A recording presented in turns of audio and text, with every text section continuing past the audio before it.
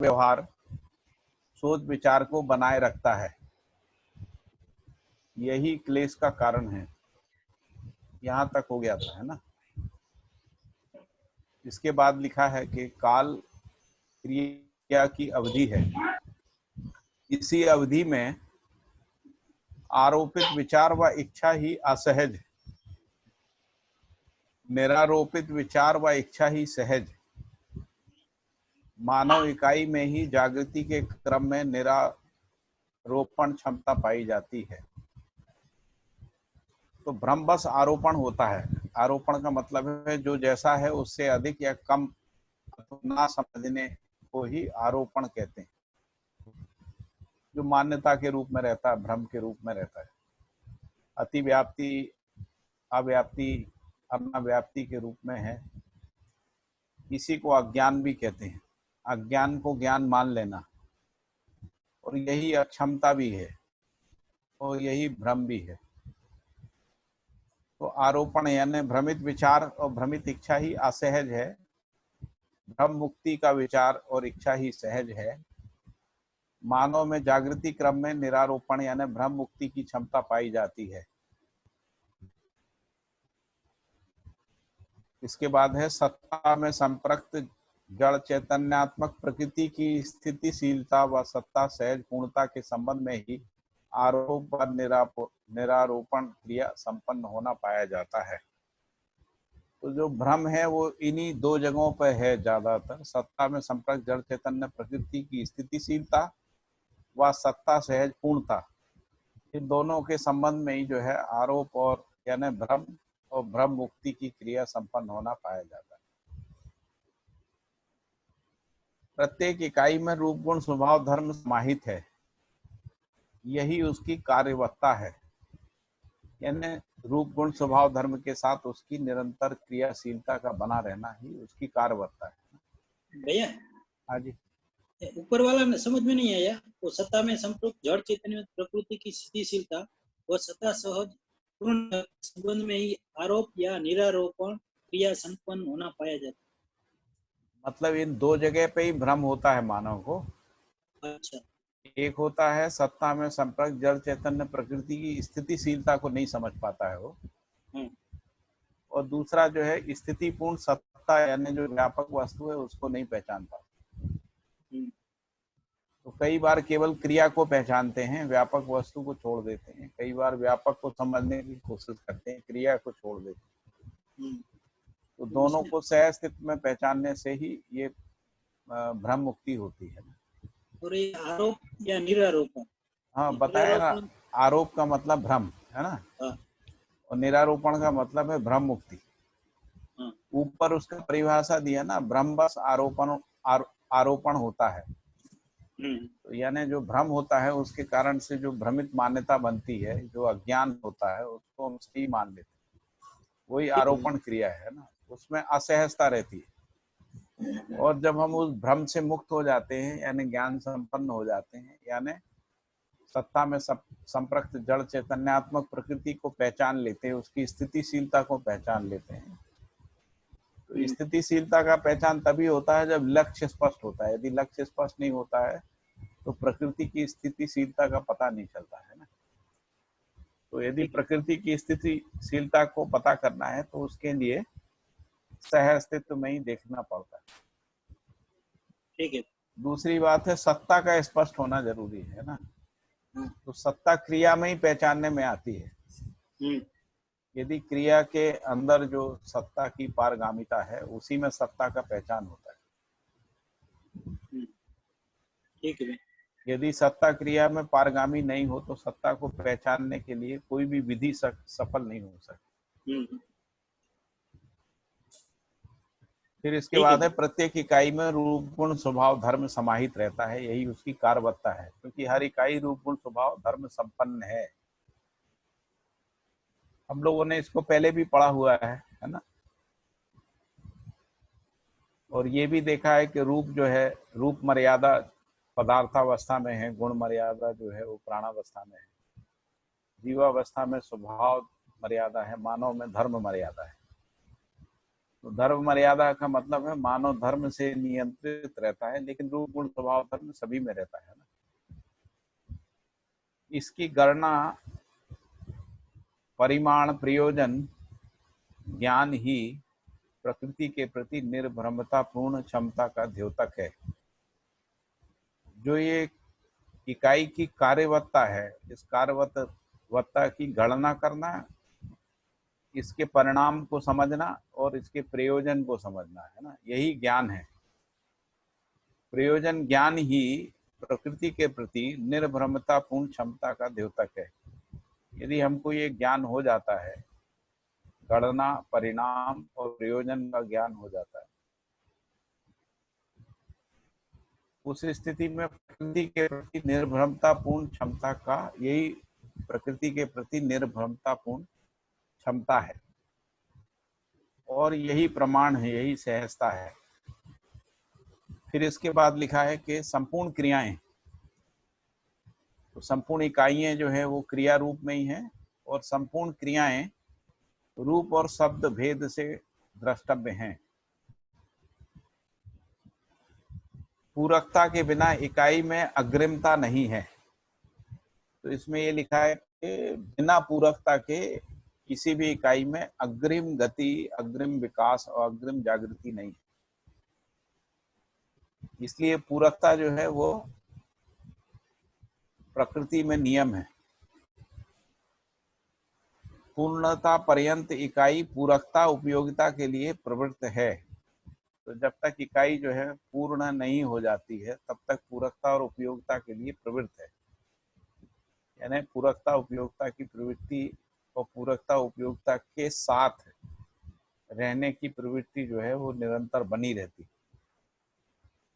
फिर लिखा है कि पूरकता ही इकाई में ह्रास और विकास के लक्षण को प्रकट करती है। यदि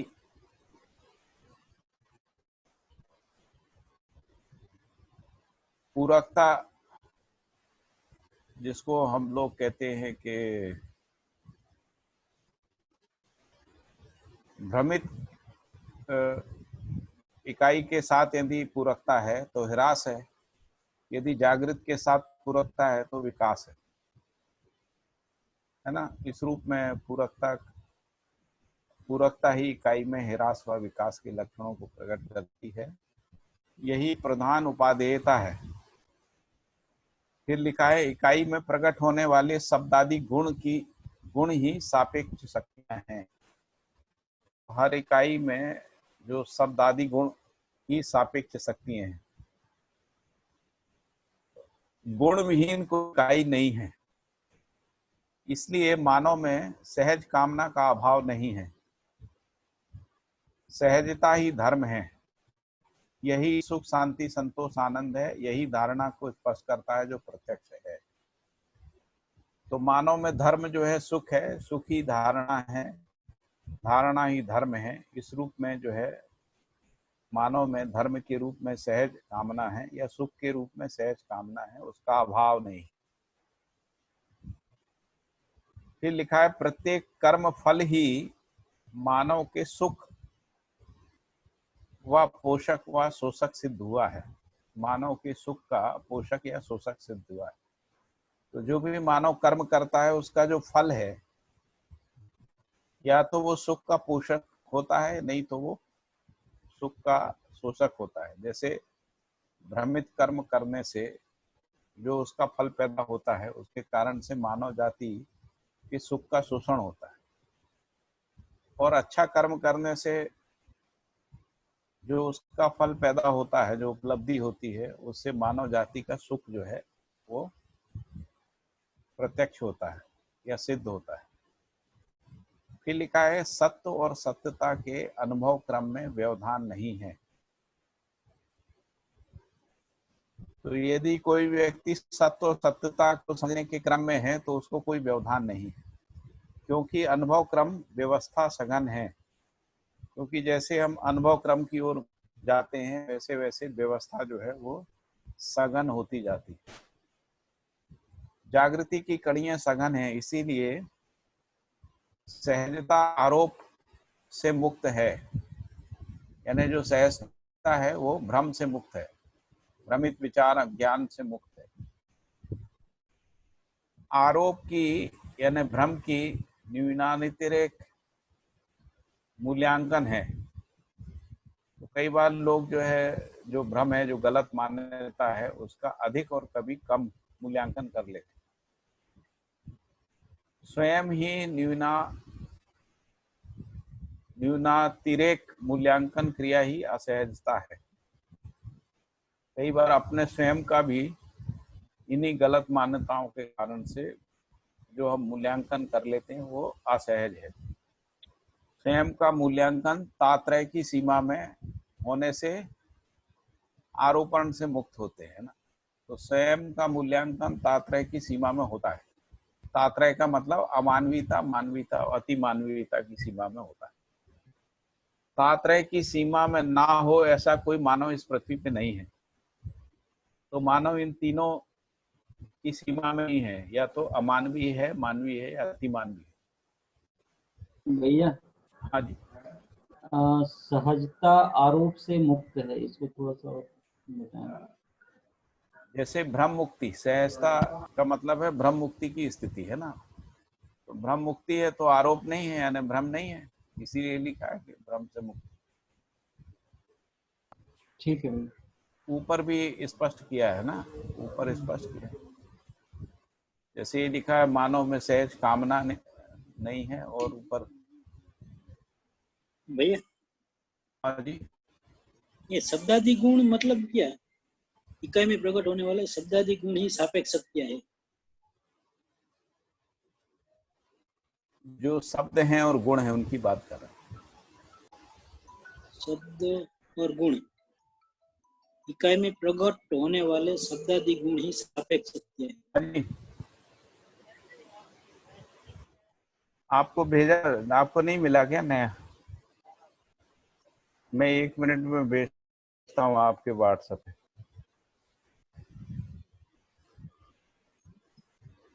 बलराज जी को नहीं मिला है। ग्रुप में तो रखा है भैया। वो है नहीं क्या ग्रुप में? हाँ, ग्रुप में भी है, और मैंने तो अपने तो वो प्रश्न मुक्ति अभियान ग्रुप में भी रखा है, और कल बात की थी, सभी ग्रुप में रखेंगे। मैं 1 मिनट दे देता हूँ मैं, उनको, है ऐसा ना? है तो मैं भेज देता हूँ भैया। हाँ भेज दो, आप भेज आप दीजिए। जारी रखो, मैं बलराज जी को भेज देता हूँ नया। ठीक है, ठीक, हो गया, हेलो, भेज भेज दिया दिया भैया, मैंने। हो गया। हाँ जी। अच्छा, ठीक है, बढ़िया। फिर तो वो सुनीता बहन भी नहीं जुड़ी है। उनको भी भेज दीजिए, सुनीता जैन, बहन जी को। हाँ, उनका नंबर तो मेरे पास नहीं है। अच्छा, हाँ, किसी के पास हो तो भेज दो, शायद हो सकता है कि हाँ ये भी ध्यान बाहर निकल गया हो। ठीक है। और कोई है क्या ऐसा? चलिए। हाँ, फिर एक रवि भाई है, उनको तो मैं भेज देता हूँ, रवि रवि प्रकाश भाई, सिंह, गोरखपुर। हाँ उनको भेज दीजिए। हाँ, भेज देता हूँ मैं। हाँ आप सुनीता जैन को भेज दीजिए। सुनीता बहन ने ज्वाइन तो किया था, अच्छा, सुनीता जैन ने ज्वाइन किया था? ऐसा मुझे लगा तो हाँ था। नहीं ज्वाइन किया है। हाँ हाँ ठीक है, हाँ, भेज दीजिए। आप है आपके पास नंबर? सुनीता बहन को आप भेजिए, मैं रवि प्रकाश जी को मैंने भेज, सुनीता जी को भेज दिया, मैं रवि प्रकाश जी को भेजता हूँ। रवि को भी भेज दिया। इनको एक बार रिंग कर दीजिए, मिस कॉल कर दीजिए बस। किनको? रवि भैया को? हाँ, ठीक है, और उनको बता दीजिए कि उसमें आपके व्हाट्सएप पे डाल दिया। ठीक है। लोग क्या है ना, कई बार व्हाट्सएप देखते नहीं उससे भी ठीक हो बात है। जाता है। कल कल अपनी 2-3 बार बात तो हुई थी भैया यहाँ पे। हाँ हाँ, हो गई थी फिर हाँ हाँ, भी ठीक ठीक है हो भैया। जाता है। हाँ, वो तो रहता है। तो ये जो पैराग्राफ है ना, शब्द रूप आदि भेद दर्शक, उससे ऊपर वाले जो पैराग्राफ है उसमें लिखा है आरोपित विचार व इच्छा ही असहज है और निरारोपित विचार व इच्छा ही सहज है। लिखा हुआ है ना। और उसी के नीचे लिखा है कि जो भ्रमवश आरोपण होता है, तो भ्रमवश आरोपण होता है का मतलब क्या है कि जो चित्त है वो भ्रमित इच्छा को बना लेता है। जो चित्त होता है ना उसमें एक भ्रमित कल्पना बन जाती है जिसको आरोपण कह रहे हैं। अंकल आरोप मतलब क्या, मतलब किसी दूसरे के ब्लेम करने वाला, उसी को आरोप कह रहे हैं या कुछ और मतलब है? आरोप का मतलब है जो जैसा है उससे भिन्न मान लेना, उसको आरोपण कहते हैं। तो जो जैसा है उसके प्रति सहज स्वीकृति होती है, और जो जैसा है उससे भिन्न यदि कोई बात होती है वो चित्त में स्वीकार नहीं होती है ना, इसलिए वो आरोपण है। और आरोपण से ही मुक्त होना मूल रूप से कार्यक्रम है। ये सारी उपासनाओं का जो उद्देश्य है वो आरोपण से मुक्त होना है। ठीक है, ये समझ में आ रहा है नहीं आ रहा है? हाँ हाँ। तो जो भ्रम होता है ना जीवन में, जो भ्रम होता है, भ्रम में क्या होता है कि जो जैसा है उससे अधिक मान लेते हैं, कम मान लेते हैं, या कोई का अस्तित्व नहीं है अस्तित्व को मान लेते हैं। तो ये जो मान्यता है वो कल्पना में बनी रहती है। तो जो कल्पना में बनी रहती है इसको बुद्धि और चित्त स्वीकारता नहीं है, इसीलिए वो आरोपण है, और इसीलिए वो दिमाग में बोझ बन जाता है, जिसको हम लोग कहते हैं ना कि यार ये सिरदर्द बन गया है ना, बोझ बन गया, क्योंकि समझ में आया नहीं है और उसको जीवन स्वीकार नहीं कर रहा है, इसलिए वो आरोपण है। और यदि हमको समझ में आ गया है, यानी जो जैसा है वैसा अगर हमको स्पष्ट हो गया है, दूसरे अर्थों में कहें वास्तविकता, यथार्थता, सत्यता यदि हमको स्पष्ट हो गई है, वो सहज स्वीकार हो जाता है, इसीलिए वो सहज है। और जो गलती होती है वो स्वीकार नहीं होती, इसलिए असहज है। तो गलती के रूप में, भ्रम के रूप में, है ना, जो भी मान्यताएं हैं, जो भी इच्छाएं हैं, जो भी विचार हैं, वो हमको स्वीकार नहीं होते हैं, इसी का नाम असहज होना है ना। और जो सही होता है वो सही स्वीकार होता, सही विचार, सही इच्छा, सही आशा हमको सहजता से स्वीकार हो, है ना। उसी को निरारोपण कह रहे हैं। निरारोपण यानी अब कोई आरोप नहीं है, इसलिए सहज स्वीकृति है। ठीक है, अब स्पष्ट हो गया दोनों शब्द? हाँ भैया ठीक है। दूसरा प्रश्न इन्होंने कुछ पूछा था कि शब्द आदि का क्या मतलब है ना? हाँ भैया, शब्द आदि गुण, हाँ, ये सापेक्ष क्या है? तो अभी जो भी क्रियाएं हैं मूल रूप से शब्द और रूप के भेद से ही हम लोग उनको पहचानते हैं। जो संपूर्ण क्रियाएं जो हमको द्रष्टव्य हैं यानी दिखती हैं या समझ में आती हैं, उनमें जो मूल भेद हम लोग पहचानते हैं वो रूप और उसका जो रूप है और जो शब्द है ना, यानी शब्द के भेद से ही, क्योंकि शब्द जो है रूप को इंगित करता है ना इस रूप में। अच्छा ठीक है। और ये जो गुण है, हाँ, इनको रूप और इसको परंपरा में नाम रूप भी बोला है ना। वो सापेक्ष है ना। हाँ, तो जो नाम रूप से भी होता है, इसी को शब्द रूप लिखा बाबा जी ने। तो जो परंपरा में हम कोई भी वस्तु को पहचानते हैं ना, जैसे कुर्सी, टेबल, है ना, जो भी उसका नाम, गिलास, हाँ, तो उसका एक नाम होता है और एक रूप होता है। तो ठीक नाम रूप के भेद से ही वस्तुएं द्रष्टव्य होती हैं ना, ठीक है। क्रियाएं द्रष्टव्य होती हैं। और ये जो नाम रूप आदि गुण हैं, तो जो शब्द आदि गुण ही सापेक्ष शक्तियां हैं, ये सापेक्षता में होती हैं। जो धर्म और स्वभाव है वो निरपेक्ष होता है। ठीक हर इकाई में रूप और गुण अलग अलग होता है, इसलिए इसको सापेक्ष शक्तियां कहते ठीक हैं ना। और जो स्वभाव धर्म होता है वो निरपेक्ष होता है। स्वभाव एक सीमा तक सापेक्ष होता है और एक सीमा के बाद फिर निरपेक्ष हो जाता है। वो स्वभाव की एक सीमा तक गणना होती है, वहां तक जो है वो सापेक्ष है, फिर एक सीमा के बाद गणना नहीं होती है। तो पूरा स्वभाव वो निरपेक्ष नहीं है। जब पूरा स्वभाव हो जाता है तो निरपेक्ष हो जाता है। अच्छा, स्वभाव परिवर्तन होता है धीरे धीरे धीरे। हाँ, स्वभाव पूर्ण हो जाने के बाद वो निरपेक्ष हो जाता है। निरपेक्ष हो जाता है। ठीक है। तो लिखा है पूरकता के बिना इकाई में अग्रिमता नहीं है, पूर्णता पर्यंत इकाई में पूरकता उपयोगिता के लिए प्रवृत्ति है। पूरकता ही इकाई में ह्रास व विकास के लक्षणों को प्रकट करती है, यही प्रधान उपादेयता भी है। इकाई में प्रकट होने वाले शब्द आदि गुण ही सापेक्ष शक्तियां हैं, गुण विहीन कोई इकाई नहीं है। इसलिए मानव में सहज कामना का अभाव नहीं है, सहजता ही धर्म है। यही सुख शांति संतोष आनंद है, यही धारणा को स्पष्ट करता है जो प्रत्यक्ष है।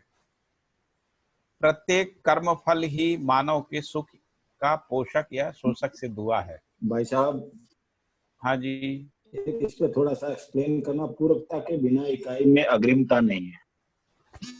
जैसे किसी का भी विकास और जागृति है ना, उसमें दूसरे की पूरकता रहती है। जैसे बच्चों के विकास और जागृति में माता पिता परिवार समाज इसकी पूरकता रहती है ना, तभी उसमें जागृति अग्रिमता यानी अग्रिम विकास या जागृति होती है ना। ठीक है, कोई भी जो परिवार होता है उसकी पूरकता समाज होती है ना, तो समाज की पूरकता के बिना उस परिवार में अग्रिमता नहीं है, यानी अग्रिम जागृति नहीं है, इस रूप में है। मैं ये देख रहा हूँ जैसे ना, पूरकता के बिना इकाई में, यानी उसी इकाई में वो इकाई अगर पूरक नहीं है कहीं पर, तो उसकी अग्रिमता नहीं है। क्या मतलब निकला इसका? ऐसा नहीं है। अच्छा, पूरकता के बिना इकाई में अग्रिमता नहीं है ना, तो पूरकता चाहिए। कोई भी इकाई का पोषण संरक्षण जो है ना, वो दूसरे से ही होता है। मतलब दूसरे की पूरकता में ही इकाई का पोषण संरक्षण जागृति है ना, संस्कार आदि का उदय होता है ना। बढ़िया, उस अर्थ में। और ये पूरकता पूर्णता पर्यंत जो है बनी रहती है। पूर्णता पर्यंत इकाई पूरकता उपयोगिता के लिए प्रवृत्त है। तो हर इकाई का मतलब व्यक्ति परिवार समाज राष्ट्र अंतरराष्ट्र, ये सब इकाई है ना। जैसे व्यक्ति एक इकाई है, वैसे परिवार एक इकाई है, वैसे समाज एक इकाई है, राष्ट्र एक इकाई है, अंतरराष्ट्र एक इकाई है। या हम 10 सोपानी व्यवस्था में देखते हैं तो जो भी हमारा एक समूह बनता है वो एक इकाई हो जाता है, जिसको हम लोग परिवार समूह सभा है ना, ग्राम समूह आदि बोल रहे हैं, क्षेत्र मंडल, इस तरीके से। तो मंडल भी एक इकाई है। तो इनमें परस्पर पूरकता बनी रहती है ना। तो ये जो परस्पर पूरकता है हर इकाई में है ना, तो पूर्णता पर्यंत ये परस्पर पूरकता की आवश्यकता होती है। ठीक है, पूर्णता के बाद उसकी निरंतरता रहती है। इसीलिए जो जागृत व्यक्ति है वो फिर मानव जाति के लिए पूरक बना रहता है। हाँ जी भैया, मुझे लगता है कि जैसे ये बलराज जी ने बताया ना कि पूरकता के बिना इकाई में अग्रिमता नहीं है, जैसे आपने बताया वो तो ठीक ही है। और बलराज जी जो बता रहे हैं वो भी मुझे लगता है कि ऐसा भी दिखता है यहाँ पर कि पूरकता के बिना इकाई में अग्रिमता नहीं है। इकाई अगर जो है पूरकता की भूमिका नहीं निभाएगी, पूरकता के रूप में प्रस्तुत नहीं होगी, तो उसकी भी जो है अग्रिम स्थिति में जाने की संभावना कम है। और उसके लिए मुझे क्या है कि ये जो सबसे आखिरी लाइन है ना, पूरकता ही इकाई में ह्रास व विकास के लक्षणों को प्रकट करती है। मतलब कोई इकाई अगर पूरकता निभा रही है तो उसमें विकास का लक्षण दिख रहा है, अगर नहीं निभा रही है तो उसमें ह्रास का लक्षण दिख रहा है। इस रूप में मुझे लगता है कि ये बलराज है ना। ठीक है ना भैया, लेकिन दोनों बातें हैं। आप निभा रहे हैं, आप जिसके साथ पूरकता का निर्वाह कर रहे हैं, हाँ, वो भी दूसरी इकाई ही है ना। बिल्कुल बिल्कुल। तो आप क्यों निभा रहे हैं पूरकता? क्योंकि उस इकाई में अग्रिमता नहीं होगी, नहीं तो उसकी जागृति नहीं। जैसे मान लीजिए शिक्षा संस्कार व्यवस्था जो है ना अपनी पूरकता का निर्वाह करती है, तो जो अग्रिम पीढ़ी है उसकी विकास में सहायक होती है, उपयोगी होती है ना इस रूप में। तो मैं इसको ऐसे तो जैसे मान लीजिए आप किसी के साथ पूरकता निर्वाह करते हैं, तो हाँ, जिसके साथ निर्वाह करते हैं वो आपके बच्चे हैं, मान लीजिए आपके बच्चे हैं, तभी आपके बच्चों में अग्रिमता है ना। बिल्कुल नहीं, मैं इसको ऐसे देख रहा हूँ कि भैया मैं जिसके साथ निभा रहा हूँ ना, वो तो उसकी तो जो है गति बनती है, साथ में मेरी भी गति बनती है। अरे वो आपकी जो गति है वो पूरकता बस हुई है ना। हाँ, आपको भी पूरकता मिली हुई है कहीं से, बिल्कुल है ना। तो ये जो पूरकता है वो निरंतरता के अर्थ में बनी रहेगी। मतलब ऐसा नहीं होता कि आपको कोई पूरकता नहीं मिली है और आप पूरकता का निर्वाह कर रहे हैं, ना ना ना, ऐसा तो हो ही नहीं सकता। ऐसा नहीं। तो ये निरंतर बना रहता है, इसी को कह रहे हैं, इसी को बाबा जी परस्पर पूरकता भी बोलते हैं। बिल्कुल ये परस्पर बना रहता है, उसी को तो मैं कह रहा हूँ कि व्यक्ति, परिवार, समाज, राष्ट्र, अंतरराष्ट्र में परस्पर पूरकता बनी रहती है। ठीक ठीक बात है भैया, है ना। ठीक है। फिर यही मैंने कहा कि ये सभी इकाइयां भी हैं अपने में, है ना। ये सभी इकाइयां हैं, ये इकाइयां हर जो गठन होता है ना, जैसे परिवार एक गठन है, वो अपने आप में एक इकाई है। हाँ, तो परिवार के सभी सदस्यों की पूरकता आप परिवार में बनी रहती है, और परिवार जो है वो समाज के साथ पूरक होता है, और बिल्कुल। समाज भी परिवार के साथ पूरक होता है ना। इसी अर्थ में परस्पर पूरकता और उपयोगिता है। बिल्कुल, है ना। तो जो पूरकता उपयोगिता है वो दोनों तरफ से है, दोनों तरफ से। दोनों तरफ से। ठीक बात। इसी को तो सह अस्तित्व कह रहे हैं। और ये जो पूरकता उपयोगिता है, यही व्यवस्था है, यही व्यवस्था है। हाँ, यानी जो व्यवस्था का पहचान है, चारों अवस्थाओं में जो व्यवस्था का पहचान है, वो परस्पर पूरकता उपयोगिता विधि से ही है। और यही जैसे पदार्थावस्था प्राणावस्था के लिए पूरक है या उपयोगी है, उसी तरीके से प्राणावस्था जब मट्टी को उर्वरक बनाता है तो उसके लिए पूरक हो जाता है, और उसी तरीके से प्राणावस्था इस धरती के वातावरण को निर्माण करता है। इन दोनों की पूरकता उपयोगिता में जीव संसार है ना। जीव संसार, इन तीनों की उपयोगिता पूरकता में मानव है। अभी मानव को भी उपयोगिता पूरकता का निर्वाह पूर्णता पर्यंत करना है। ठीक है ना, बात। ऐसा है। ठीक ठीक, बढ़िया। हाँ, हाँ भैया। तो इसलिए जो बलराज जी ने कहा, जो आपने कहा, दोनों बातें सही है। ठीक ठीक बात है ना, ठीक बात है भैया, बढ़िया। बहुत बढ़िया। हाँ, फिर इसमें लिखा है कि इकाई में प्रकट होने वाले शब्दादि गुण ही सापेक्ष शक्तियां हैं, क्योंकि जो रूप स्वभाव धर्म हम लोग बोलते हैं ना, तो रूप गुण स्वभाव धर्म के रूप में से उसमें रूप और गुण सापेक्ष है और स्वभाव धर्म निरपेक्ष है। तो गुण विहीन कोई इकाई नहीं है, इसीलिए मानव में सहज कामना का अभाव नहीं है। सहजता ही धर्म है, यही सुख शांति संतोष आनंद है, यही धारणा को स्पष्ट करता है जो प्रत्यक्ष है। फिर ये कहा कि प्रत्येक कर्म फल ही मानव के सुख का पोषण एवं शोषक है। तो चाहे मानव एक व्यक्ति करे, चाहे पूरा मानव समाज करे, या एक परिवार करे, या पूरा समाज करे, तो जो उसका फल होगा वह सभी के लिए पोषक शोषक होगा। है ना। यदि हमारा दुष्ट कर्म है तो उसका प्रभाव सभी मानव में जाएगा। है ना, तो वो उसके लिए उसके सुख का शोषक सिद्ध होगा। ठीक है, ठीक बात है भैया। तो सत्य और सत्यता के अनुभव क्रम में व्यवधान नहीं है। तो कह रहे हैं कि यदि कोई व्यक्ति सत्य और सत्यता के अनुभव क्रम में है, उस समय ये व्यवधान नहीं है कर्म फल का। है ना, क्योंकि अनुभव क्रम में व्यवस्था सघन है। तो ये क्यों नहीं है? क्योंकि जब हम अनुभव क्रम में यानी मानव देव मानव के रूप में रहते हैं, तो वहां पे जो भी कमी होती है उसको व्यवस्था पूरी कर देती है। इस अर्थ में व्यवस्था सघन के रूप में ये व्यवधान नहीं है ना। जागृति की कड़ियां जो हैं वो सघन है। तो जागृति की जो कड़ियां हैं, जिसको हम लोग परिवार, परिवार समूह, ग्राम, ग्राम समूह, ये जो है सघन है, इसलिए जो है वहां व्यवधान नहीं है। ठीक है योगेश भाई? ठीक बात है भैया।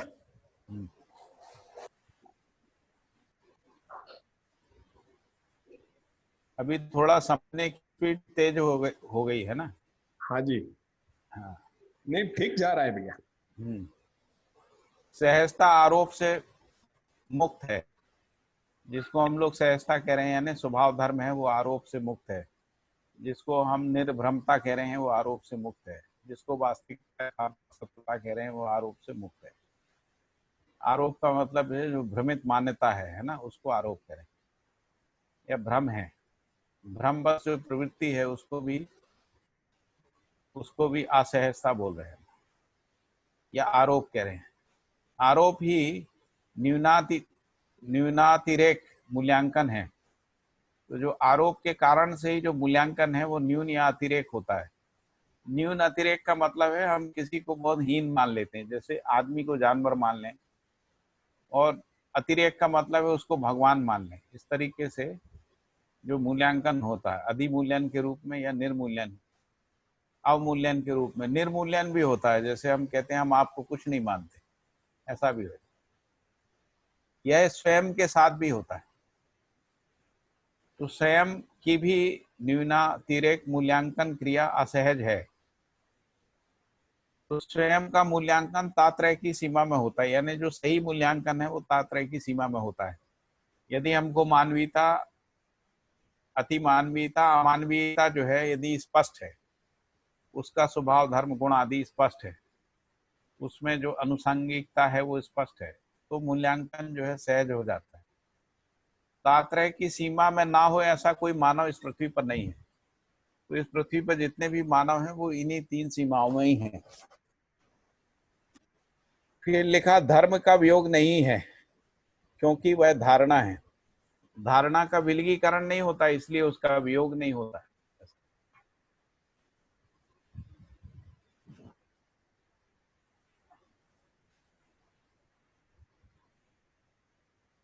इसका प्रत्यक्ष रूप ही मानवीयता एवं अतिमानवीयता पूर्ण आचरण है।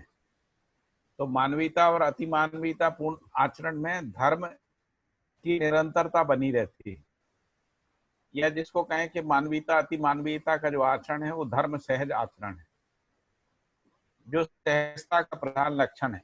इसीलिए मानवीय और अतिमानवीय आचरण में सहज रहते, जो जीना है वो सहज होता है। अमानवीयतापूर्ण आचरण ही असहज है। अमानवीयतापूर्ण आचरण मतलब जो दीनता, हीनता, क्रूरता का स्वभाव है, जो आहार, निद्रा, भय, मैथुन प्रवृत्तियां हैं, या जो हिंसा है, प्रतिहिंसा है, अव्यवस्था है, युद्ध है, ऐसा आचरण सब असहज है, मानव को सहजता से स्वीकार नहीं रहता है। ऐसा आचरण करते हुए भी उसको अंदर से स्वीकार नहीं रहता है,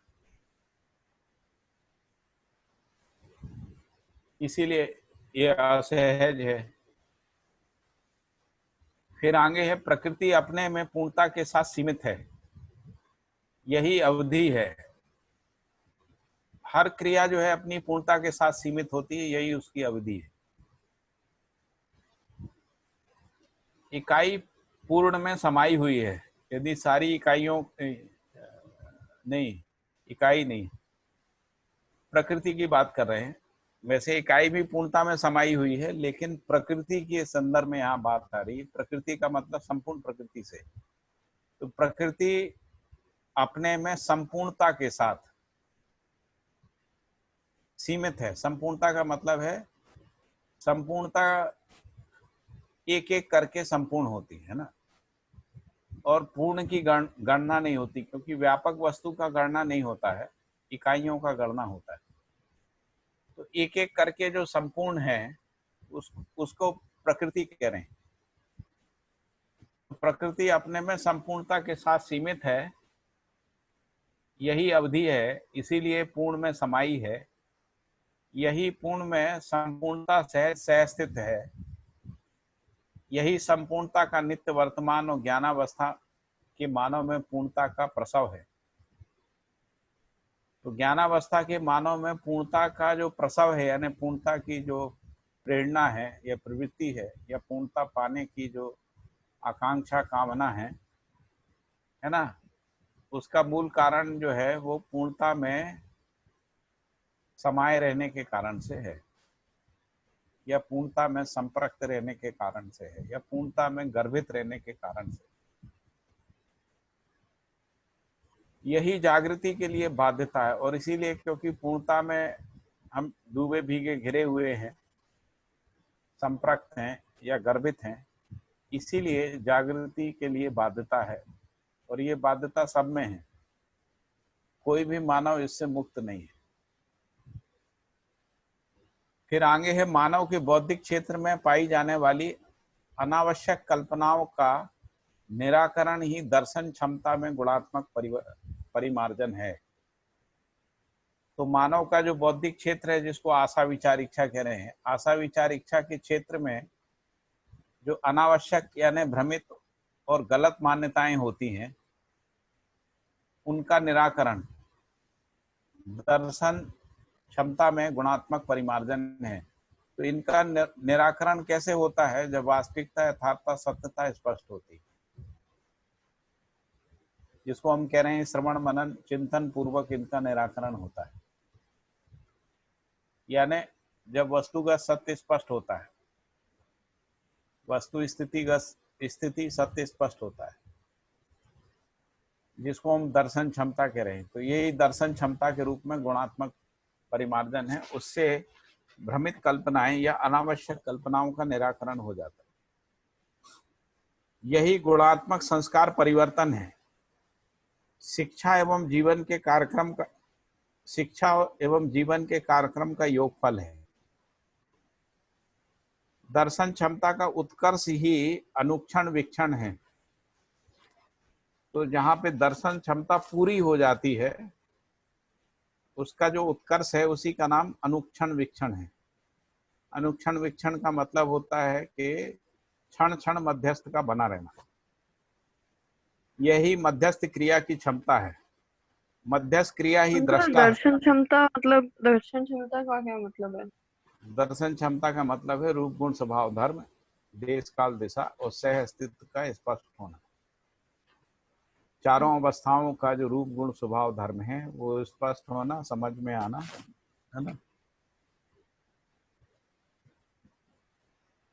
एक मिनट, थोड़ा मेरी इसकी लैपटॉप की बैटरी जा रही है।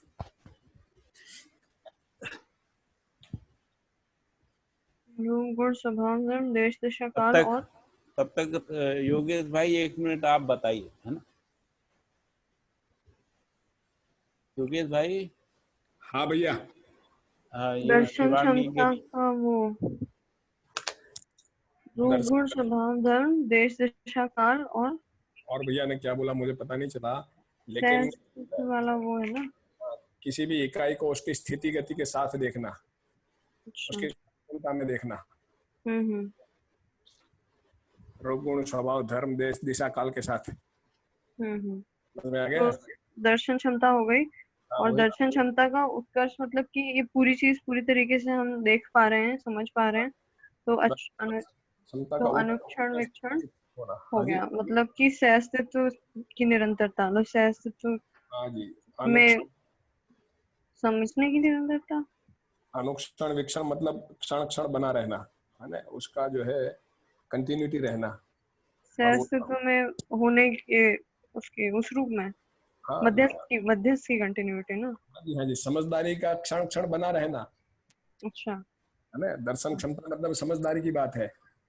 तो हमें जो चीज जैसी है वैसी हमको स्पष्ट रूप से दिख गई, और वो समझ जो है वो लगा कंटिन्यूस बना रहता है, लगातार बना रहता है, क्षण क्षण बना रहता है। एक भी क्षण जो है वो समझ हमसे जो है अलग नहीं होती, है ना।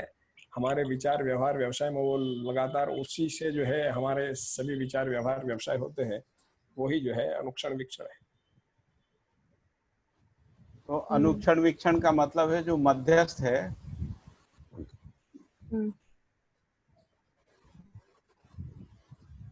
जो मध्यस्थ है उसका प्रभाव बना रहता है।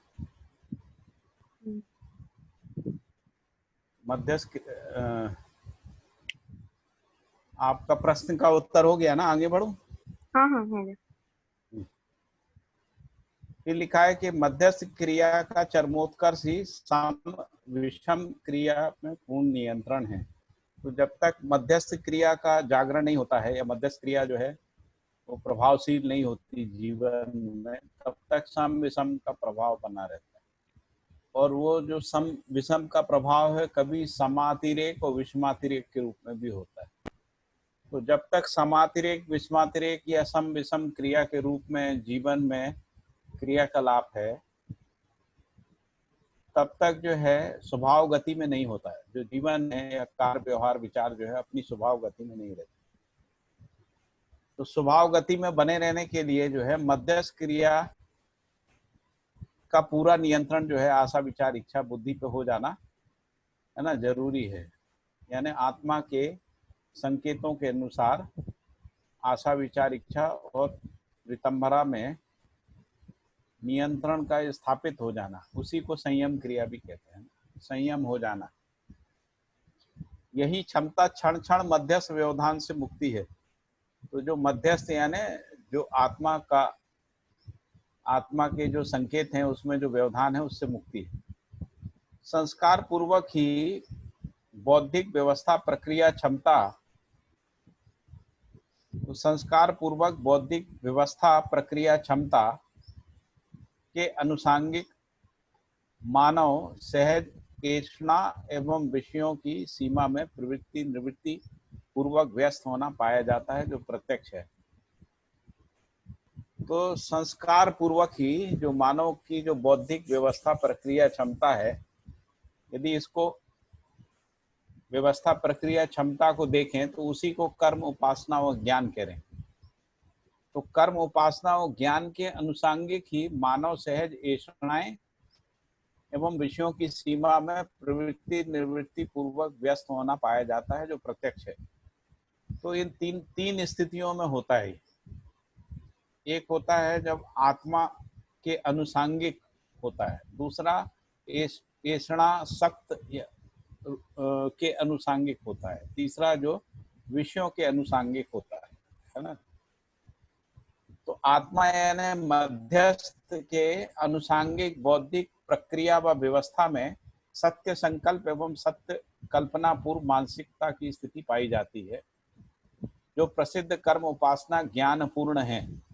यही यानी कर्म, उपासना, ज्ञान क्षमता ही देव और दिव्य मानवीयता को प्रकट करती है, यही पूर्ण जागृति है। तो एक बार फिर से पढ़ दे रहा हूं। आत्मा यानी मध्यस्थ क्रिया के अनुसांगिक, यानी आत्मा के संकेत को ग्रहण करते हुए जो आशा, विचार, इच्छा और बुद्धि में है ना, आशा विचार इच्छा या मन, वृत्ति, चित्त और बुद्धि में जो बौद्धिक क्रिया है और जो व्यवस्था है उसमें सत्य संकल्प रहता है और सत्य कल्पना पूर्व मानसिकताएं जो है उसकी स्थिति देखने को मिलती है। जो प्रसिद्ध कर्म, उपासना, ज्ञान पूर्ण है, उस स्थिति में जो कर्म, उपासना और ज्ञान जो है वो पूर्ण हो जाता है। और यही यानी ये जो पूर्णता है, यही पूर्णता या कर्म, उपासना, ज्ञान की पूर्णता के रूप में जो क्षमता है, यही देव और दिव्य मानवीयता को प्रकट करती है। यही पूर्ण जागृति, इसको पूर्ण जागृति कह रहे हैं। फिर दूसरी स्थिति है ऐषणासक्त, ऐषणा से आसक्त या संबद्ध। जो बौद्धिक व्यवस्था प्रक्रिया है उसमें मानवीयता तथा देव मानवीयता का स्वभाव प्रकट होता है। उसी के अनुरूप मानसिक वातावरण की स्थितिशीलता है। ऐसी क्षमता में सामाजिक चेतना एवं सतर्कता से परिपूर्ण पाई जाती है। तो सतर्कता से परिपूर्ण जो कर्म, उपासना पाया जाता है, ऐसा भी कह रहे हैं ना। फिर विषयासक्त, जो विषयों में आसक्त हैं, जो 4 विषय बोलते हैं उसमें आसक्त, जो बौद्धिक व्यवस्था प्रक्रिया में अमानवीयतापूर्ण आचरण उत्पन्न होता है, जिसको हम लोग दीनता, हीनता, क्रूरता आदि का आचरण कह रहे हैं। जो पाश्विकता, दानवीयता के रूप में है, इनमें उसी के योग्य मानसिकता पाई जाती है। तो ये जो पाश्विकता और दानवीयता के रूप में जो मानसिकता है वो पाई जाती है। यही लुप्त सुप्त कल्पना का कारण है। यही अजागृति एवं अपूर्ण सतर्कता का द्योतक है। तो यहाँ ये जो लुप्त सुप्त कल्पना है ना, तो लुप्त सुप्त कल्पना का मतलब यही है कि जो जिसको हम लोग कह रहे हैं कि जो वास्तविकता की कल्पना है, यथार्थता की कल्पना है, सत्यता की जो कल्पना है, वो लुप्त सुप्त रहती है इस स्थिति में। यही अजागृति एवं अपूर्ण सतर्कता का द्योतक है। फिर लिखा है कि श्रेय यानी जागृति का जो जिज्ञासु होने पर, यदि कोई व्यक्ति जागृति का जिज्ञासु होता है, ऐसी स्थिति में लुप्त सुप्त जो कल्पनाएं हैं वो परिमार्जित होती हैं। फलतः दानवी और पाशवी प्रवृत्तियों से उदासीनता स्थिर होती है। यही विवेकोदय है, यही से विवेक का उदय होता है। फिर है श्रेय जिज्ञासा का उदय स्व संस्कार, विधि विहित अध्ययन और उसके अनुकूल वातावरण से होता है। यानी जो श्रेय का मतलब है जागृति की जिज्ञासा है ना, तो श्रेय जिज्ञासा का उदय मतलब ऐसी जिज्ञासा का उदय स्व संस्कार पूर्वक होता है। दूसरा कहा विधि विहित अध्ययन से होता है। विधि विहित अध्ययन का मतलब है सह अस्तित्व में अध्ययन, जिसको बाबा जी ने बोला है अनुभव की रोशनी में स्मरण पूर्वक, है ना, सह अस्तित्व में अध्ययन है। क्या रह गया? एक कोई बात रह गई, उसको विधि विहित अध्ययन कह रहे हैं। विधि विहित अध्ययन का मतलब सह अस्तित्व में अध्ययन।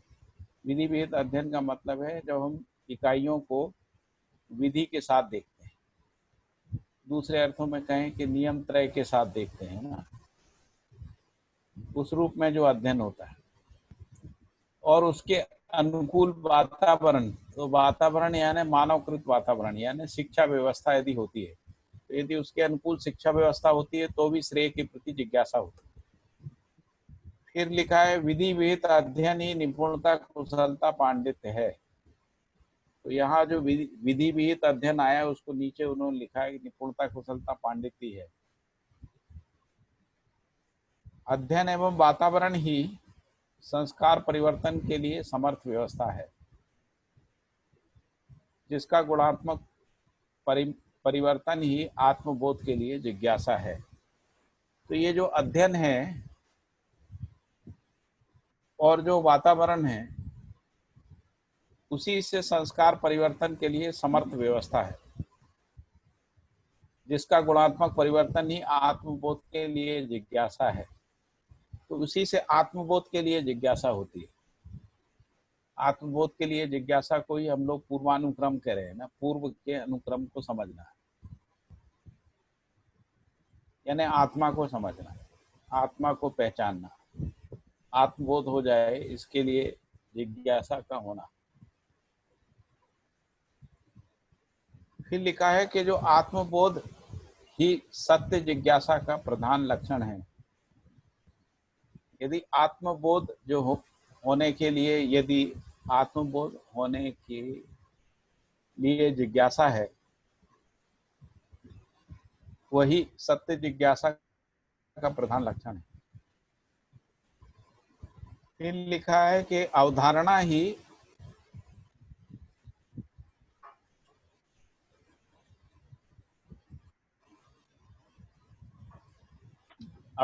ही अनुगमन एवं अनुशीलन के लिए प्रवृत्ति है। अवधारणा का मतलब होता है जो वस्तु स्थिति सत्य है, वस्तुगत सत्य है, और जो स्थिति सत्य है, इन तीनों को मिला के अवधारणा करें। दूसरे तरीके से इसको समझें तो सत्य बोध सहज यथावत जानने मानने की जो बोध प्रक्रिया है उसको भी अवधारणा कहा गया। और तीसरे तरीके से न्याय पूर्ण व्यवहार, धर्म पूर्ण विचार व सत्य सहज अनुभूति, ये भी अवधारणाएं हैं। तो न्यायपूर्ण व्यवहार की अवधारणा है, धर्मपूर्ण विचार की अवधारणा है, सत्य सहज अनुभूति की अवधारणा। तो ये जो भैया अभी अवधारणा है, यहाँ पे अभी जब तक सत्यानुभूति नहीं हुई है तब तक तो ये अवधारणा स्मरण ही है, या थोड़ा बहुत न्यायपूर्ण व्यवहार का जो प्रयास है उसके अर्थ में थोड़ा आपको जो कुछ भी प्रमाण के रूप में दिखाई पड़ा है उस या उसके साथ है, या स्मरण ही है पूरा? नहीं नहीं, स्मरण तो तब होगा जब समझ में स्थापित हो जाएगा, उससे हाँ। पहले स्मरण नहीं है ना। उससे पहले अध्ययन और अभ्यास है। हाँ, मेरा मतलब जब ये अभ्यास आप कर रहे हैं तो अध्ययन और अभ्यास पूर्वक अवधारणा पूर्ण होती है। अवधारणा पूर्ण होने का मतलब है कि समझ स्पष्ट हो जाती है। हाँ जी, पूछिए।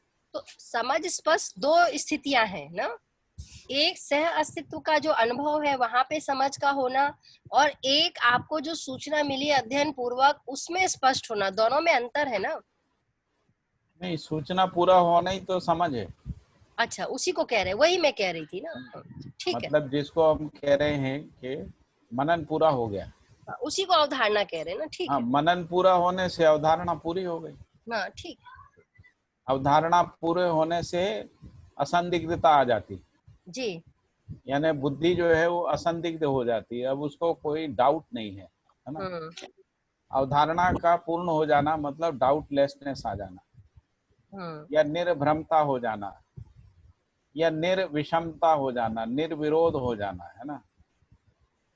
उस स्थिति को कह रहे हैं। भाई साहब इसका और आसान सा सरल वो मीनिंग बताना उदाहरण का कोई अपनी तरफ से। डाउटलेसनेस हो जाना। ओके, बढ़िया। मतलब अब हमको रूप गुण स्वभाव धर्म को लेके कोई संदेह नहीं है, शक नहीं है ना, हमको अस्पष्टता नहीं है। तो जब भैया तो अस्पष्टता है तब तक भास आभास है। भैया फिर यहाँ अवधारणा ही अनुगमन तथा अनुशीलन के लिए प्रवृत्ति है, इसको कैसे समझे भैया? तो पहले अवधारणा होती है स्पष्ट, है ना, जिसको अपन कह रहे हैं मानसिकता में अवधारणा स्पष्ट हो जाती है भैया। और इसके बाद अनुगमन होता है। अनुगमन का मतलब होता है परंपरा के रूप में अनुकरणीय गति, है ना, मानवीयता पूर्ण परंपरा गति में भागीदारी होना, उसको कह रहे हैं। तो जब हम एक बार समझ गए तब हम समझा पाते हैं, हम सीख गए सिखा पाते हैं ना। हमने अगली कोई चीज कर ली है तो उसको हम करा पाते हैं ना, उस रूप में अनुगमन है। हाँ जी, कुछ अब वो बोल रहे थे योगेश भाई।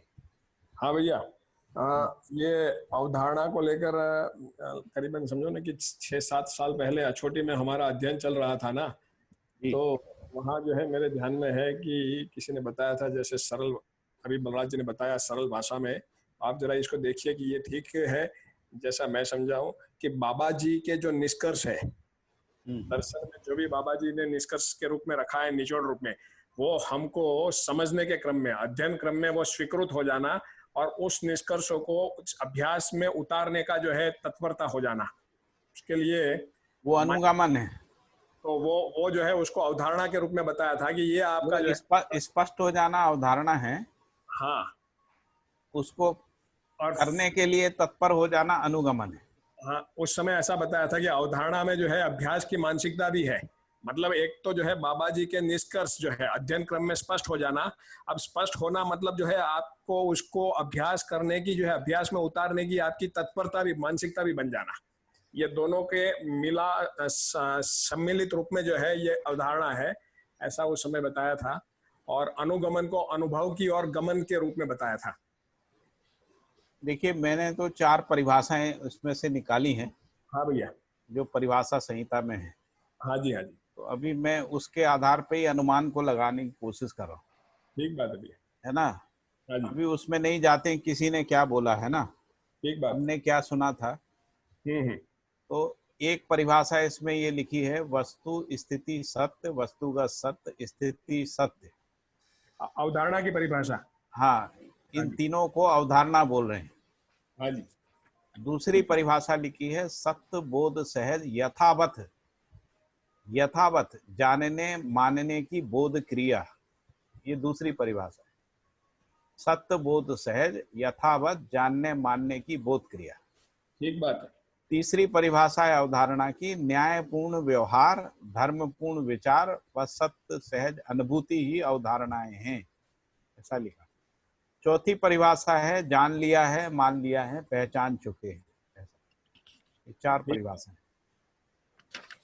ठीक है।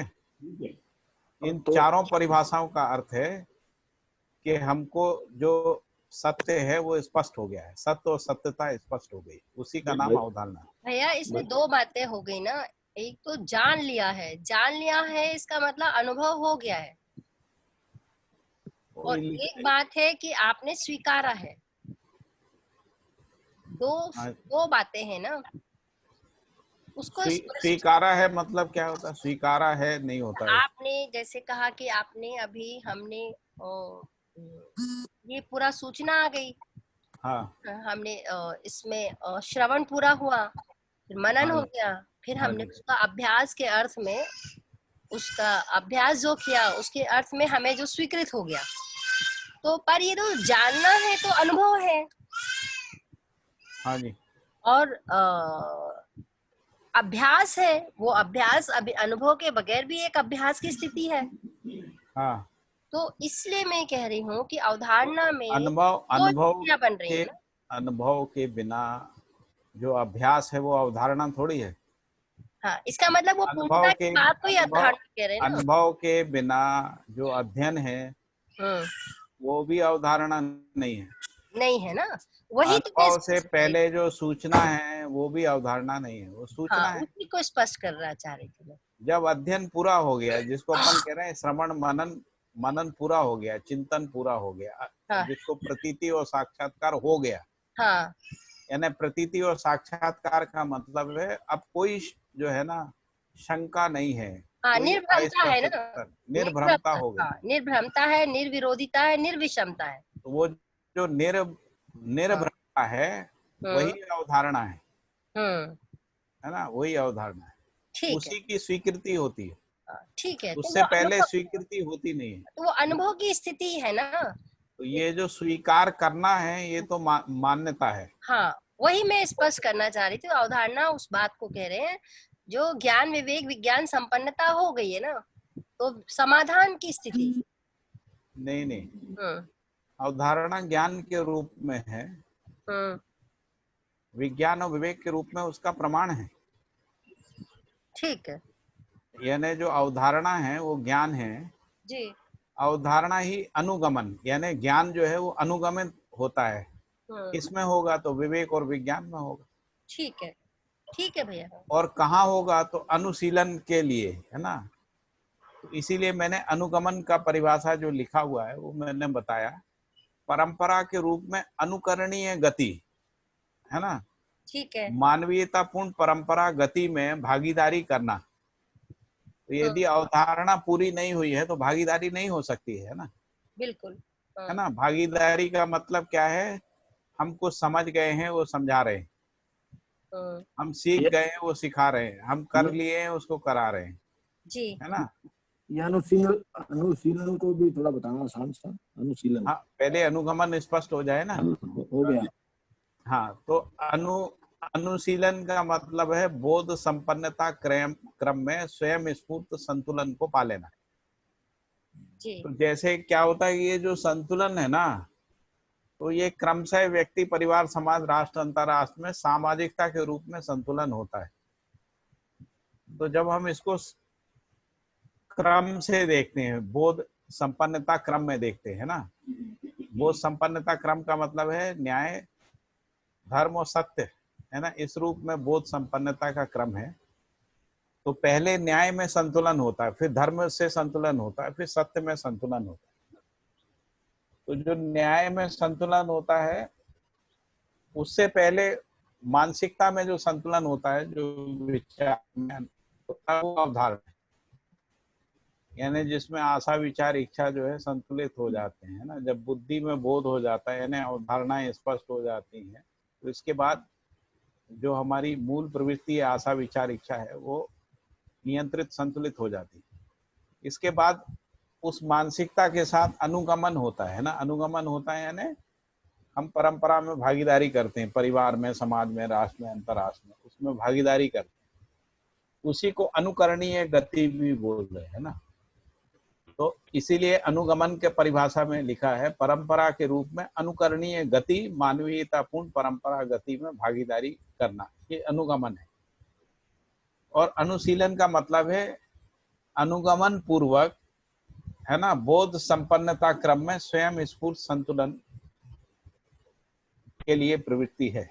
अनुशीलन का मतलब है बोध संपन्नता क्रम में स्वयं स्फूर्त संतुलन। तो ये जो स्वयं स्फूर्त संतुलन है, ये व्यक्ति, परिवार, समाज, राष्ट्र, अंतरराष्ट्र में प्रवृत्ति के रूप में स्थापित हो जाना है, इसी का नाम अनुशीलन। बढ़िया। ठीक है भैया, एक चीज, जैसे अवधारणा, जैसे मेरी अवधारणा अगर स्पष्ट होती है तो ये अनुगमन और अनुशीलन मेरे संदर्भ में ही है। मतलब मेरे में ही अनुगमन अनुशीलन होगा, या ये किस में होगा भैया?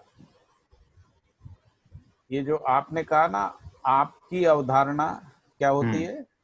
आपने क्या कहा? आपकी स्पष्ट अवधारणा स्थापित हो जाती है या स्पष्ट हो जाती है? नहीं, आप में जब जो सत्य स्पष्ट हो जाता है ना, सत्य सत्यता स्पष्ट हो जाती है, उसी का नाम अवधारणा है। हाँ, वही मैं बोल रहा हूँ। जैसे मैं होके बात करूं, मेरे में हाँ, मैं होके होता नहीं है ना, मैं होके नहीं होता है चीज में। अच्छा। क्योंकि जो समझ है ना, वो सह अस्तित्व में होती है। हाँ। ये जो हम मैं होके बात करते हैं, ये अहंकार है बेसिकली। क्योंकि जब तक हम, हाँ बोलिए। हाँ ना, आप बोलिए। तो मैं ये कह रहा था कि अभी जो हम लोग भ्रमित स्थिति में जिसको मैं कहते हैं, वो अहंकार है। अहंकार में क्या होता है? बुद्धि अपने को मैं मानी रहती है। मतलब जो आत्मा में जो अनुभव क्रिया है, यानी जो सह अस्तित्व है, उससे बुद्धि बोध संपन्न नहीं होती है। एक बार बुद्धि बोध संपन्न होने के बाद जो है ना, ये जो मैं है वो आत्मा में शिफ्ट हो जाता है ना। मतलब जो अपने मूल स्थान पे प्रतिष्ठित हो जाता है, जो मैं है। तो जैसे ही अपने मूल स्थान में मैं प्रतिष्ठित होता है, यानी होना प्रतिष्ठित होता है, जिसको हम होना कहते हैं, तो बुद्धि जो है अहंकार से मुक्त हो जाती है और मैं यानी आत्मा की प्रतिष्ठा हो जाती है। अब यहाँ जो आत्मा नाम की जो क्रिया है, उसको हम समझते हैं तो वो सह अस्तित्व में क्रिया है, क्योंकि वहां पे व्यापक वस्तु में आप्लावन है। जो आत्मा जो है व्यापक में आप्लावित है, उस रूप में अपना होना सिद्ध होता है। मतलब हम स्वयं को यानी अपने होने को समग्र में एक भागीदारी करती हुई एक क्रिया के रूप में पहचानते हैं। इसी को सह अस्तित्व कह रहे हैं।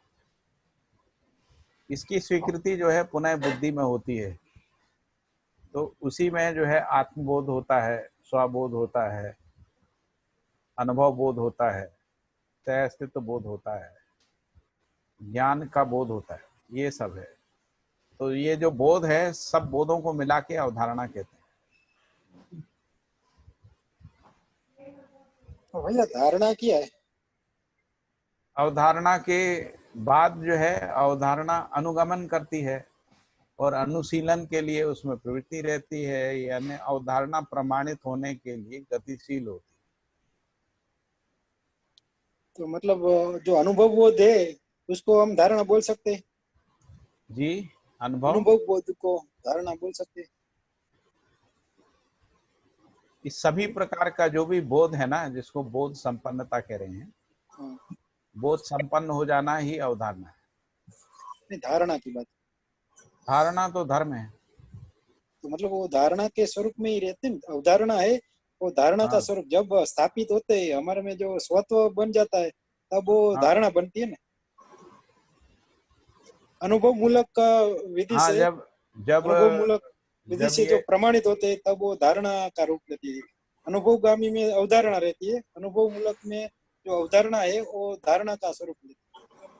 तो जो ठीक है, वो जब दोनों बातें हैं, वो जो आपने कहा वैसा ठीक है। आपको जो सूचना आगे दो पैराग्राफ में भैया अवधारणा की एक्सप्लेनेशन दी गई है। हाँ जी दी गई है ना। लेकिन ये जो उन्होंने कहा कि अध्ययनगामी विधि में अवधारणा होती है, अनुभवगामी विधि में धारणा होती है, अनुभव मूलक विधि में धारणा होती है। तो इसमें क्या होता है कि जो अवधारणा जब अनुगमित होती है यानी जागृति में प्रमाणित होती है, उसकी जो अनुभूति होती है उस रूप में धारणा होती ठीक है ना। इस समझ में आ रहा आपको, नहीं आ रहा? ठीक है। अवधारणा ही धारणा है ऐसा लिखा हुआ है बाबा जी, लेकिन जो हम लोगों की जो स्थिति है उसमें जो अवधारणा जब प्रमाणित होती है तब धारणा बनती है। ठीक है भाई। ठीक है।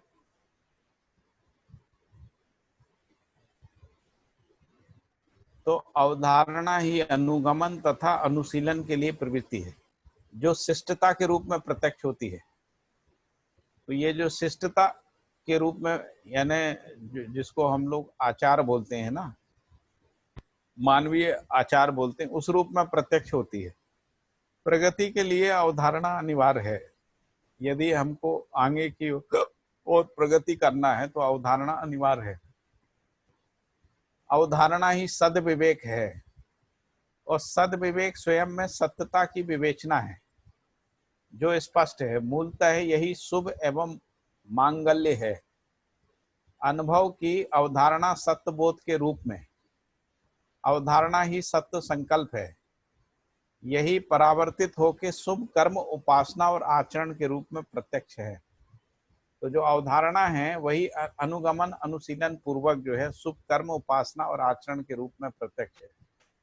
इसी का परावर्तित मूल्य ही धीरता, वीरता, उदारता, दया, कृपा, करुणा के रूप में प्रत्यक्ष है। तो ये जो परावर्तित मूल्य है, धीरता, वीरता, उदारता, दया, कृपा, करुणा, ये क्रमशः परिवार, समाज, राष्ट्र, अंतरराष्ट्र में स्पष्ट होता है ना। तो धीरता, वीरता, उदारता, दया, कृपा तक जो है मानव, देव मानव में है और करुणा जो है वो दिव्य मानव में।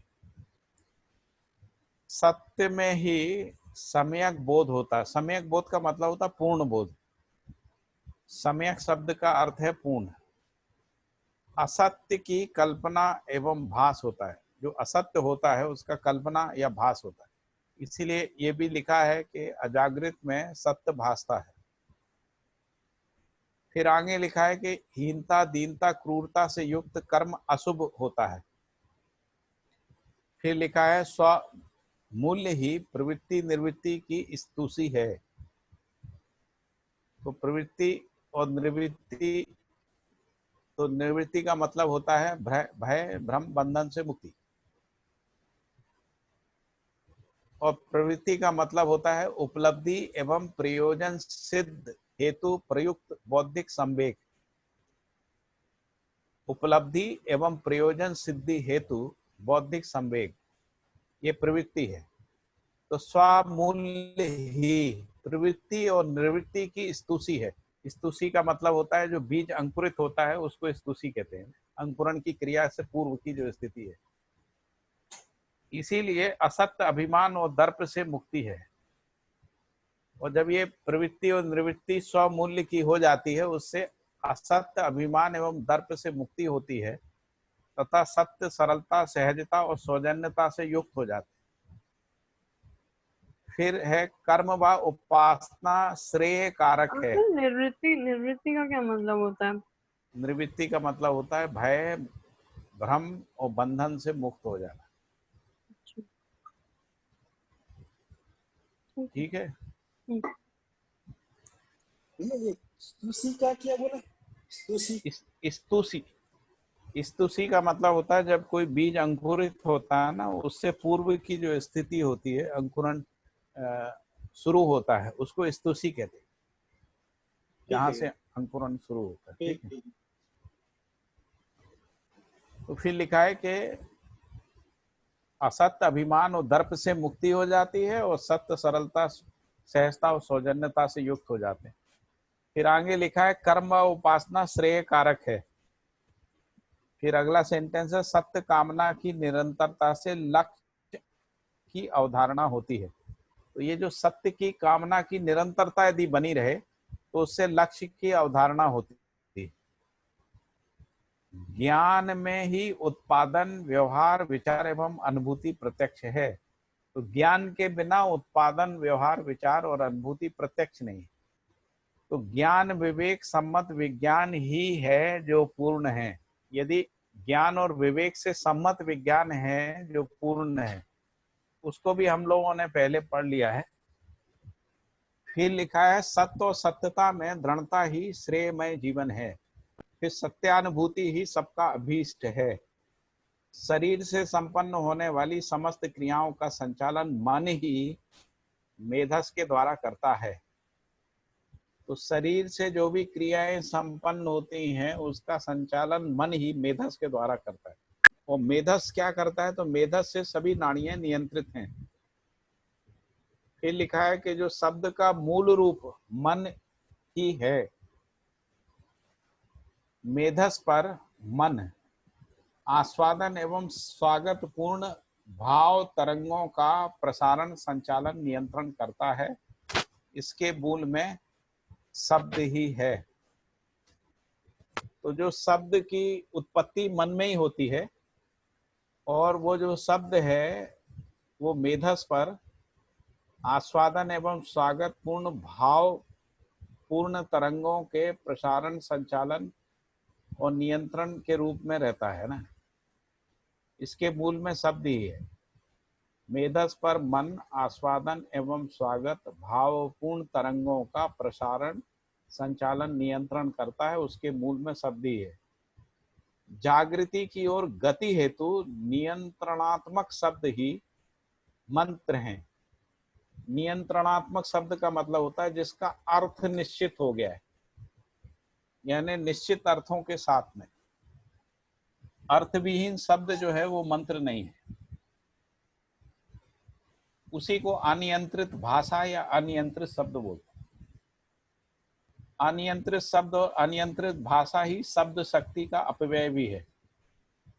लक्ष्य प्राप्ति योग्य क्रम प्रक्रिया ही नियंत्रण है। तो शब्द में जो भाव है या मूल्य है वही उसका अर्थ है। उसी को अर्थवत्ता भी बोलते हैं। सार्थक शब्दों का अर्थ ही जागृति की ओर गति है। यदि अर्थ सहित शब्द नहीं है, सार्थक यानी अर्थ सहित शब्द, तो सार्थक शब्दों का जो अर्थ है, भावार्थ है, वही जागृति की ओर गति है।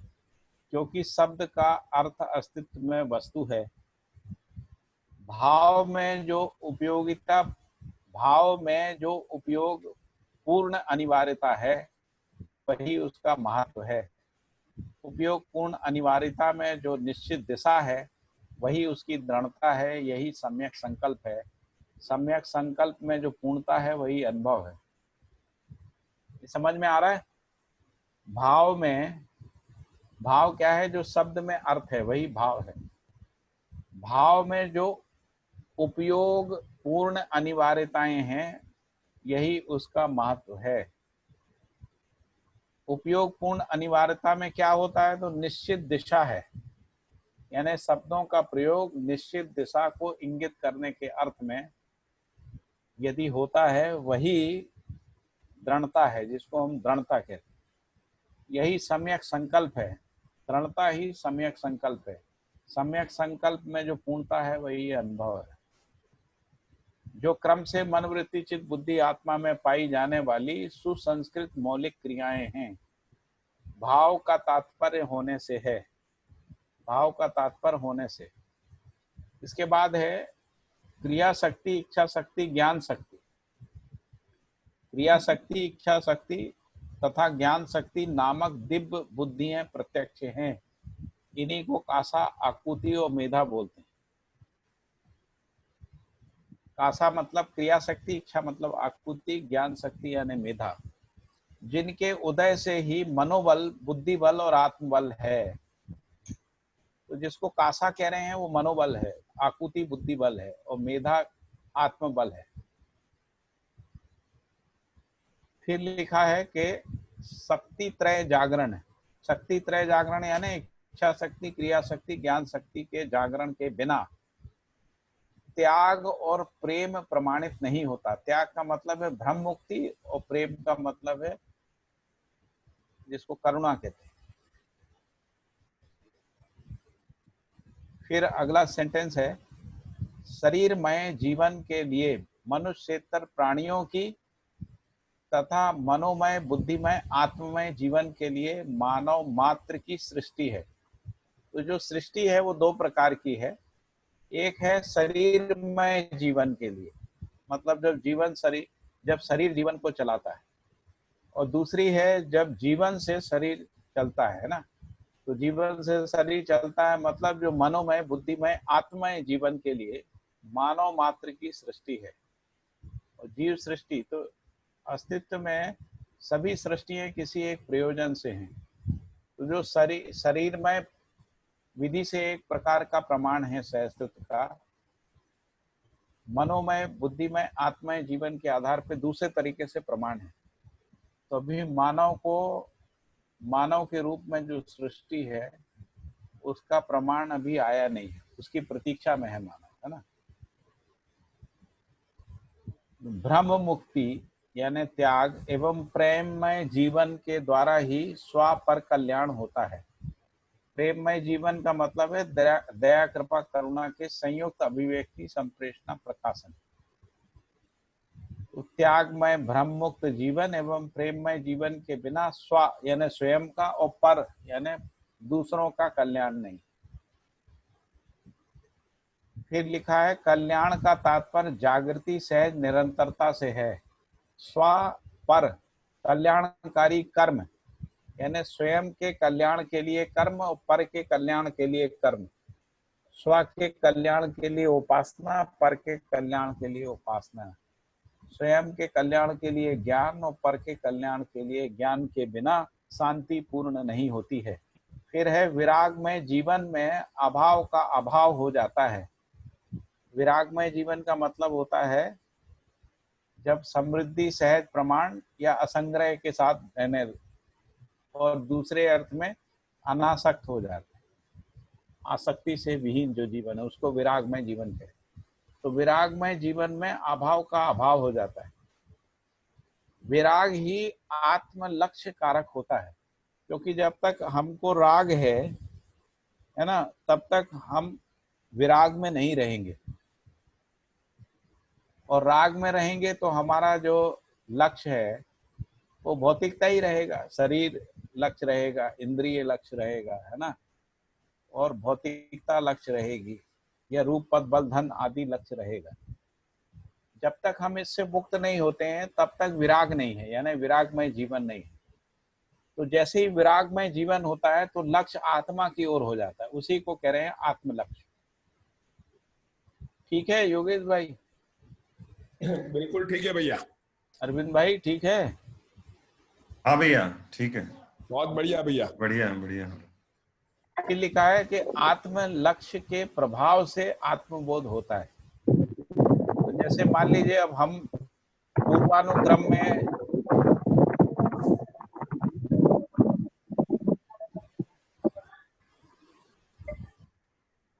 आत्म लक्ष्य के प्रभाव से आत्मबोध होता है, यानी जब हमारा जो मन है वृत्ति, चित्त, बुद्धि, और बुद्धि आत्मा की ओर लक्षित होती है ना, जिसको अपन आत्मा अभिमुख कह रहे हैं, आत्मा की ओर अनुगमन भी कह रहे हैं ना, जिसको हम लोग स्थूल से सूक्ष्म और सूक्ष्म से कारण कह रहे हैं।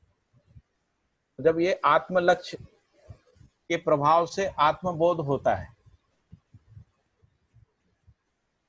आत्मबोध का मतलब अनुभव बोध प्रमाणित होना ही आत्मबोध है, ऐसा परिभाषा लिखा हुआ।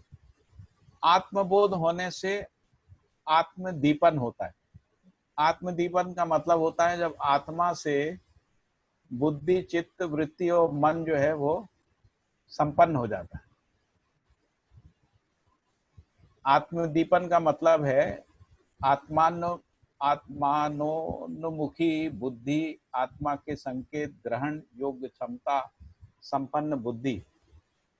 जब आत्मा से बुद्धि नियंत्रित हो जाती है, जब आत्मा के संकेत ग्रहण करने की क्षमता से बुद्धि संपन्न हो जाती है, उसी का नाम आत्मदीपन है।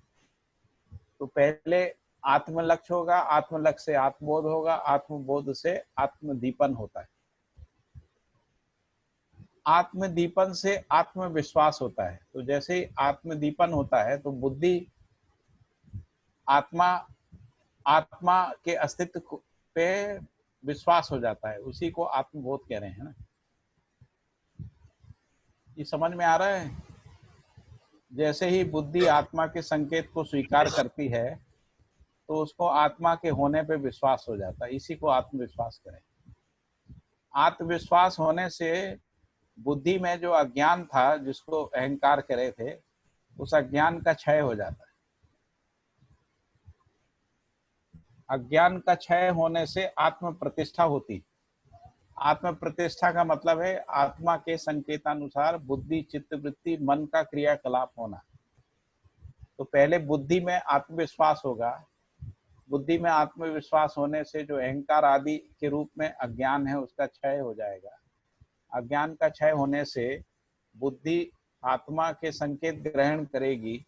चित्त जो है बुद्धि के संकेत को ग्रहण करने लगता है और वृत्ति चित्त के संकेत को ग्रहण करने लगती है और मन जो है वो वृत्ति के संकेत को ग्रहण करने लगता है। इस तरीके से आत्मा के प्रभाव में संपूर्ण जीवन का क्रियाकलाप आ जाता है।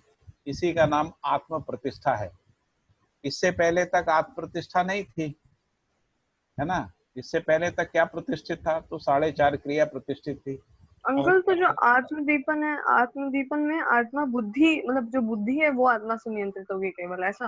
हाँ, केवल अभी बुद्धि नियंत्रित हुई है। अच्छा। बुद्धि नियंत्रित होने से आत्मविश्वास हो गया, होने से अहंकार का नाश हो गया। अहंकार का नाश होने से अब जो है आत्मा के जो संकेत हैं वो बुद्धि के माध्यम से चित्त वृत्ति मन तक पहुंचने लगे, है ना? इसको कहते हैं आत्म प्रतिष्ठा। यानी जीवन रूपी जो इकाई है उसमें आत्मा की प्रतिष्ठा हो गई।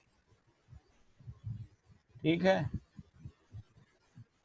हाँ, समझ में आया है? हाँ, हाँ। समझ में आ गया? ये लिखा है आत्म प्रतिष्ठा होने से पर वैराग्य होता है। पर वैराग्य का मतलब है कि ऐसा त्रय से मुक्ति हो जाती है। आत्म प्रतिष्ठा होने से पर वैराग्य होता है। पर वैराग्य का मतलब जो हमको ऐसा त्रय भी रहता है ना, जिसको पुत्रेष्णा, वित्रेष्णा, लोकेष्णा कहते हैं, उससे मुक्ति हो जाती है। उस स्थिति का नाम पर वैराग्य है। पर वैराग्य ही आचरण पूर्णता भी है। पर वैराग्य ही जो है वो मानव पद है।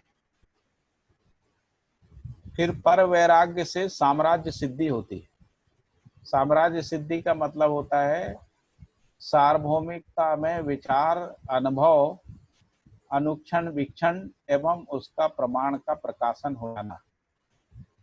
तो जो पर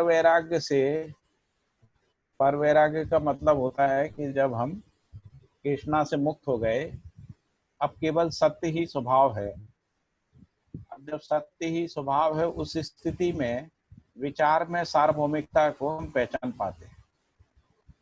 और जो अनुभव है वो अभिव्यक्ति, संप्रेषणा, प्रकाशन क्रम में अनुक्षण वीक्षण से प्रभावित रहता है। अनुक्षण वीक्षण का मतलब है क्षण क्षण मध्यस्थ के प्रभाव में रहना है। तो इसलिए सह अस्तित्व के प्रकाश में विचार, व्यवहार और व्यवसाय आदि जो है वो स्पष्ट होने लगते हैं। इसी का नाम है, जिसको हम साम्राज्य सिद्धि कह रहे हैं। साम्राज्य सिद्धि से परम ऐश्वर्य है। साम्राज्य सिद्धि से परम ऐश्वर्य है। परम ऐश्वर्य किस रूप में रहता है? परम सत्य रूपी अस्तित्व में अनुक्षण वीक्षण वृत्ति तथा क्षमता के साथ सह अस्तित्व में दृष्टापद प्रतिष्ठा हो जाना, इस रूप में परम ऐश्वर्य है। परम ऐश्वर्य ही पूर्ण तृप्ति है। साम्राज्य सिद्धि से परम ऐश्वर्य एवं पूर्ण तृप्ति है। पूर्ण तृप्ति का मतलब जागृति, पूर्णता, सहज, प्रमाण यानी दिव्य मानव पद, है ना? पर वैराग्य में मानव पद था और यहाँ पे दिव्य मानव पद आ गया। और इससे सहजावृत्ति है। तो परम ऐश्वर्य है भैया उस और वैराग्य में तो दिव्य पद आ गए ना। आपने आचरण पूर्णता बोला, मानव पद नहीं है कि पर वैराग्य दिव्य मानव, हाँ दिव्य मानव पद है। पर वैराग्य यानी दिव्य मानव पद, ऐसा त्रय से मुक्त दिव्य मानव पद। तो ये परम ऐश्वर्य क्या है? ये जो परम ऐश्वर्य का मतलब है जो दिव्य मानव, दिव्य मानवीयता का प्रमाण आ जाना, जागृति में उसका प्रमाणित हो जाना। यानी दिव्य मानव पद का प्रमाण आ जाना। ठीक है, यहाँ तक स्वयं में हुआ, यहाँ परंपरा में हो गया। ठीक है। फिर लिखा है ऐश्वर्य प्राप्ति से सहजावृत्ति है। ठीक है, सहजावृत्ति का मतलब है सत्ता में अनुभव की निरंतरता या जागृति सहज प्रवृत्ति प्रमाण की बना रहना। जागृति सहज प्रवृत्ति प्रमाण निरंतरता के रूप में सहजावृत्ति। सहजावृत्ति से ब्रह्म मुक्ति, ब्रह्म मुक्ति का अनुभव होता है। ब्रह्म मुक्ति का अनुभव ही मानव के लिए चरम पुरुषार्थ है और यही जागृति और दृष्टा पद प्रतिष्ठा है। तो पहले दृष्टा पद हुआ था, है ना, जिसको हम लोग परम ऐश्वर्य कह रहे थे, और जब दृष्टा पद प्रमाणित हो गया, यानी अखंड समाज सार्वभौम व्यवस्था प्रमाणित हो गई, उसमें दृष्टा पद की प्रतिष्ठा हो गई, है ना। तो ये जो दोनों में अंतर है, परम ऐश्वर्य जो है व्यक्ति में है, उसी को जब अखंड समाज सार्वभौम व्यवस्था के रूप में उसको वो प्रमाणित हो जाता है, उस स्थिति में दृष्टा पद प्रतिष्ठा है।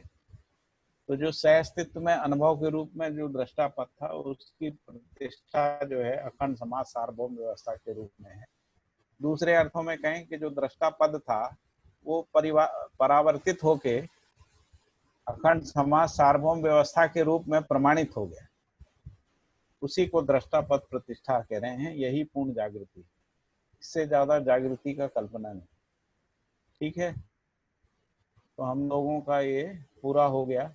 नित्य शुभ हो भैया, सर्व शुभ भैया। टाइम भी ज्यादा हो गया, 3:05। हाँ जी बोलिए। एक वो जो मनोबल, बुद्धिबल और आत्मबल का बोला ना, तो मनोबल मतलब कासा। हाँ जी, मनोबल है ना कासा। बुद्धिबल मतलब आकुति। आकुति। और आत्मबल मतलब मेधा। ठीक है। हाँ जी। पवित्र उसको बोला भी है कि पवित्र विचार ही मनोबल है ना। हाँ, पवित्र विचार। ठीक है भैया। हरिहर। बताइए कुछ। बहुत जोरदार रहा। बहुत जोरदार रहा। बहुत बढ़िया, थैंक यू। एकदम हाँ, बढ़िया रहा।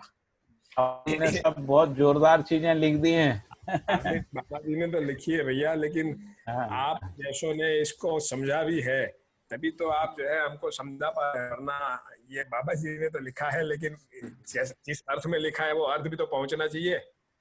हाँ, अभी उस अर्थ के लिए और अभ्यास की जरूरत रहेगी, लगातार अभ्यास करते रहना पड़ेगा। जैसा समझे हुए आदमी के सानिध्य में ये संभव है। योगेश भाई इतने दिनों से अभ्यास कर रहे हैं, तब जाके आपको कुछ पकड़ में आने लगा है ना। ठीक बात है। इसीलिए जो अभ्यास है वो बहुत जरूरी है। बिल्कुल। इसी को हम लोग विचाराभ्यास कह रहे हैं ना, विचाराभ्यास, शास्त्राभ्यास, विचाराभ्यास, इस तरीके से। बहुत बढ़िया भैया। तो शास्त्राभ्यास विचाराभ्यास के साथ साथ जो है वो चिंतनाभ्यास भी चलता है ना, चिंतनाभ्यास चलता है। ठीक बात है। बहुत बढ़िया जी। और बलराज जी।